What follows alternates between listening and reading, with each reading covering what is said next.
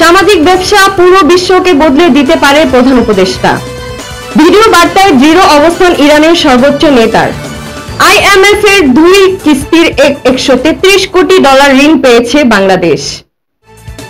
আসসালামু আলাইকুম, আমন্ত্রণ মাস্টার মিডিয়া থেকে আমি আনজিয়া গাজী নেহা। দুপুরের সংবাদে এতক্ষণ ছিল শিরোনাম, এখন জানাচ্ছি বিস্তারিত। বিগত সরকার সামাজিক ব্যবসা দিবস পালন করতে দেয়নি বলে মন্তব্য করেছেন প্রধান উপদেষ্টা অধ্যাপক ডক্টর মোহাম্মদ ইউনূস। আজ সকালে 15তম সামাজিক ব্যবসা দিবস উপলক্ষে সাভারের জিয়াবতী সামাজিক কনভেনশন সেন্টারে 2 দিন ব্যাপী কর্মসূচি উদ্বোধনী অনুষ্ঠানে যোগ দিয়ে তিনি এই কথা বলেন। আরো জানাচ্ছেন নাহিদ কামাল। এবারে আন্তর্জাতিক। ইরানের সর্বোচ্চ নেতা আয়াতুল্লাহ আলী খামেনি কোথায়, এমন প্রশ্ন কয়েকদিন ধরে উঠছিল। ইরান ইসরায়েলের মধ্যে 12 দিন ধরে চলা সংঘাতের সময় মাত্র 2 বার বিবৃতি দিয়েছেন তিনি, তবে জনসম্মুখে আসেননি।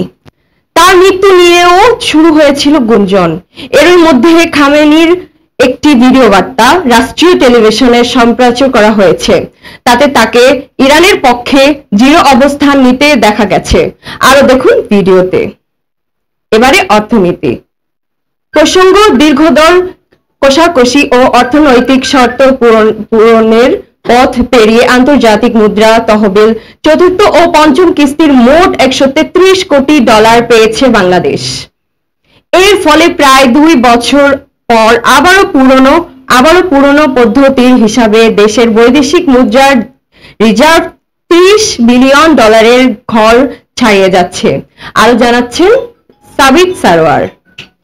এবারে বিভিন্ন প্রসঙ্গ।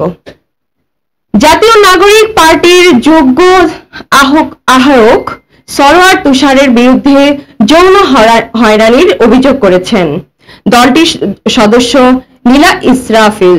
সামাজিক যোগাযোগ মাধ্যমে ফেসবুকে একাধিক পোস্টে তিনি অভিযোগ তোলার পাশাপাশি এ নিয়ে নানা মন্তব্য ও প্রতিক্রিয়ার জবাবও দিয়েছেন। আরো দেখুন ভিডিওতে। দর্শক এই ছিল আজকের মতো সংবাদ। পরবর্তী সংবাদে আমন্ত্রণ জানিয়ে শেষ করছি। ধন্যবাদ।